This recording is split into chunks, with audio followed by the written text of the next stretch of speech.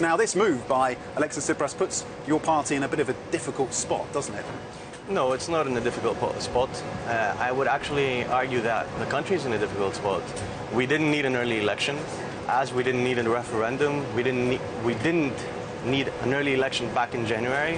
What the country actually needs is a stable government, a government that will act decisively in order to face the economic problems that we are dealing with at the moment. A government that will be able to rebuild the credibility the country needs, and of course a government that will act decisively regarding the issue of illegal migration. So the country is in a difficult position, not the party. But unfortunately, the Prime Minister seems to be wanting to escape from any sort of responsibility, and that is something that the country will have to deal with. Your leader, Mr. Dimas, is currently looking to form a government. He's got 3 days to do it. It's looking very unlikely, isn't it? It is rather unlikely, but the leader of the opposition, Mr. Dimas, is actually doing exactly what the Constitution describes in its procedure. It does take 3 days, so let's see what happens within these 3 days to have a clearer picture. And timing is crucial. We were speaking to the Labour Minister, Syriza's Labour Minister, earlier in the show. He told me that September the 13th is now possible, and you told me earlier that September the 13th, you agree with that, and that gives you very little time to organise, doesn't it?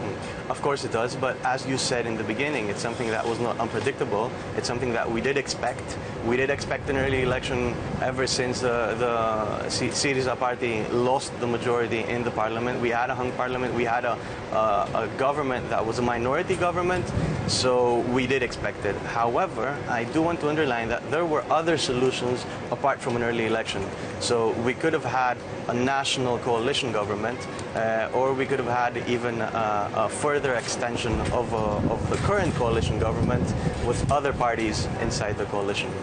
Given your relatively new leader at the helm of New Democracy, Mr. Dimas, and the changes happening within your own party, how confident are you of winning back some of the votes that Syriza won off you in January?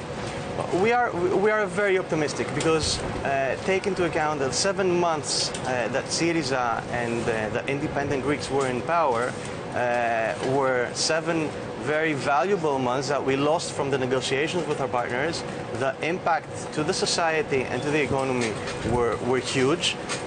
We had the capital controls, we had problems in tourism, we had problems with illegal migration, so they didn't actually show any positive progress within the country.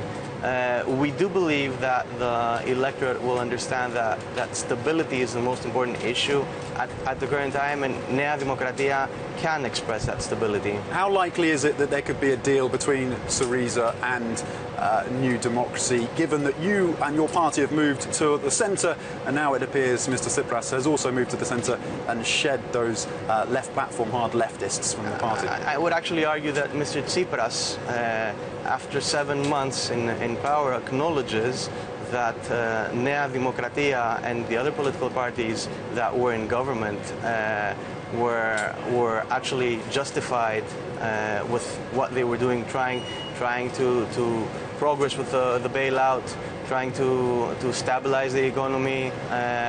So I would say that Mr. Tsipras is the one that shifted towards... But a coalition is not off the cards.